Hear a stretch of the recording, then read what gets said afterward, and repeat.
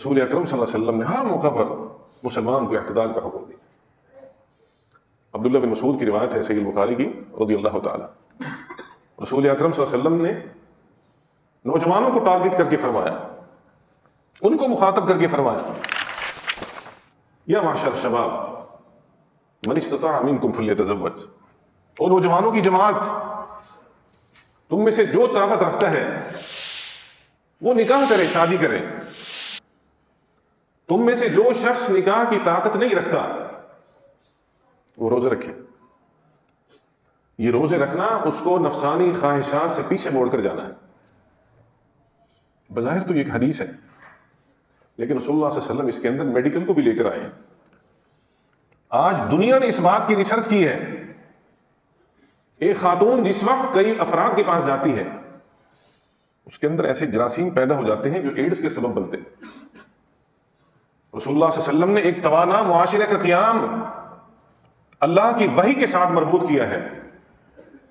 صحت مند معاشرے کا قیام صحت مند نوجوان کے ساتھ مربوط کیا ہے. اللہ کے پیارے حبیب جناب محمد رسول اللہ صلی اللہ علیہ وسلم نے فرمایا, نکاح کی طاقت ہے تو نکاح کرو. اپنے وجود کے حدود کو صرف اپنی بیگم جو اللہ نے تمہارے لیے حلال راستہ بنایا ہے وہاں تک محدود رکھو, حدود کو تجاوز نہ کرو. اس کا نقصان کیا ہے؟ فزیکلی آپ ڈسٹرب ہو جائیں گے, اور سب سے بڑا نقصان یہ ہے کہ آپ کی روحانیت متاثر ہوگی. جب آپ کی روحانیت متاثر ہوگی, آپ ایک پریشان وجود کے ساتھ دنیا کے اوپر چلتے پھرتے تو نظر آئیں گے, مگر سکون آپ کو نہیں ہوگا. سکون پاکیزگی میں ہے, سکون طہارت میں ہے. رسول اکرم صلی اللہ علیہ وسلم نے فرمایا کہ جو شخص اس سنت کے اوپر عمل کر لیتا ہے وہ کامیاب ہے, بہترین قسم کا نوجوان. اور آپ دیکھ لو, جن کی زندگیاں پاک ہوتی ہیں ان کے چہروں کے اوپر اللہ نور بھی بناتے ہیں, ان کی دعاؤں میں بھی اثر ہوتا ہے. اللہ ان کی احتیاط کا خود خیال رکھتے ہیں. یہ بات ہمیں وقت کے گزرنے کے ساتھ ساتھ یہ پتہ چلی کہ اللہ نے اس کے اندر حکمتیں کیسی رکھی.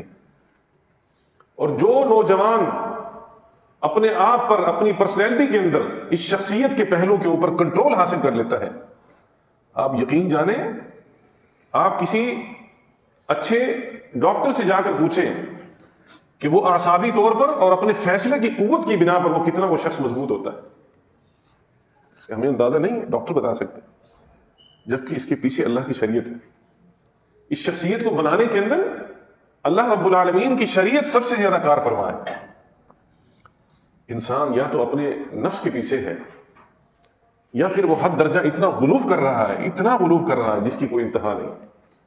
رسول اللہ صلی اللہ علیہ وسلم نے غلوف کو بھی پسند نہیں کیا.